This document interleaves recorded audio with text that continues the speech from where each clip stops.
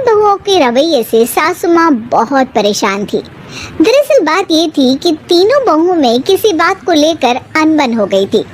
तब से ही तीनों एक दूसरे से मुंह फुलाए रहती थी।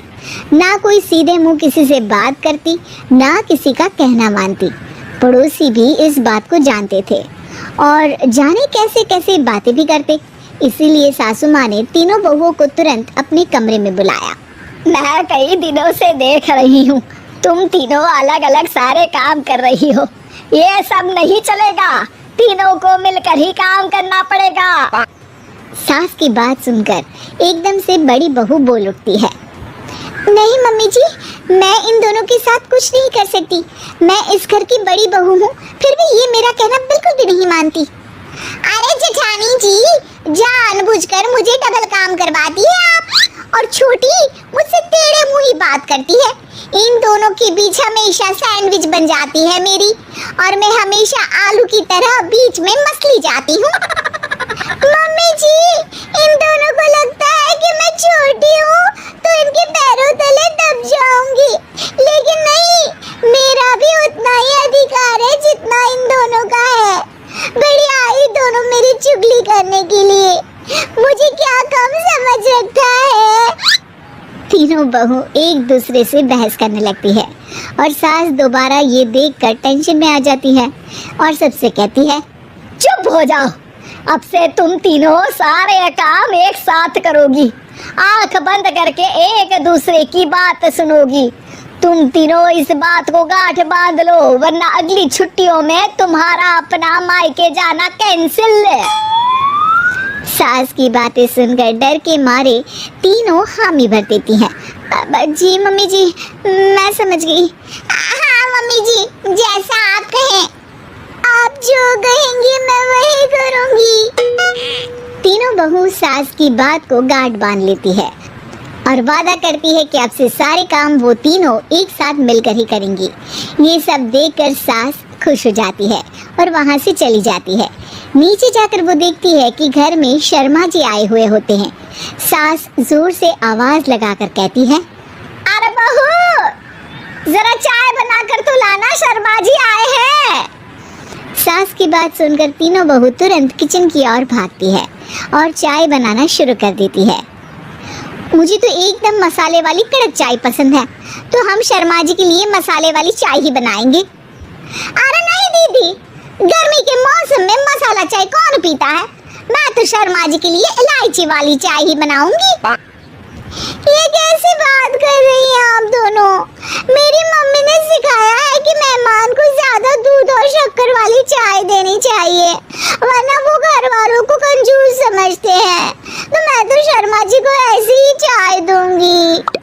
तीनों बहुएं अपने अपने तरीके से चाय में शक्कर, मसाला, पत्ती सब डाल देती है। उबलने के बाद तीनों मिलकर चाय बाहर लेकर जाती है और शर्मा जी और सासू माँ को देती हैं। चाय पीने के बाद शर्मा जी सासू माँ को देखकर शर्मा जाते हैं और शर्मिंदा महसूस करते हैं कि आखिर उन्होंने चाय पीने के लिए हामी क्यों भरी। सासू माँ भी चाय पीना शुरू करती है और कहती हैं, अरे बहू, ये कैसी चाय बनाई है? चाय है या मीठे दूध की बासुंदी? हाँ, चाय अच्छी नहीं लगी क्या? कोई बात नहीं, हम पराठा बना कर लाते हैं। चलो चलो अंदर। हाँ हाँ चलो। हाँ आती हूँ मैं भी। नहीं नहीं, मेरा पेट चाय ने ही चौपट कर दिया, वही काफी है। पराठे से पोपट नहीं करवाना, मैं तो चलता हूँ। शर्मा जी चुपचाप पतली गली से निकल जाते हैं। अगले दिन सास बहुओं से कहती है, अरे बहू, जाओ जाके ऊपर के गेस्ट हाउस की सफाई कर दो। कल हमारे यहाँ मेरे दूर के रिश्तेदार आने वाले हैं, तो पूरे कमरे को चमका देना, समझी? तीनों बहू सास की बात को मानकर ऊपर सफाई करने चली जाती हैं और तीनों कमरे की सफाई चालू कर देती है।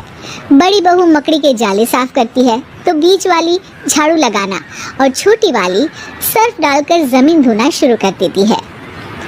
अरे दीदी, जेठानी जी, अभी मैंने पूरी फर्श धोई और आप फिर से धूल नीचे गिरा रही हैं।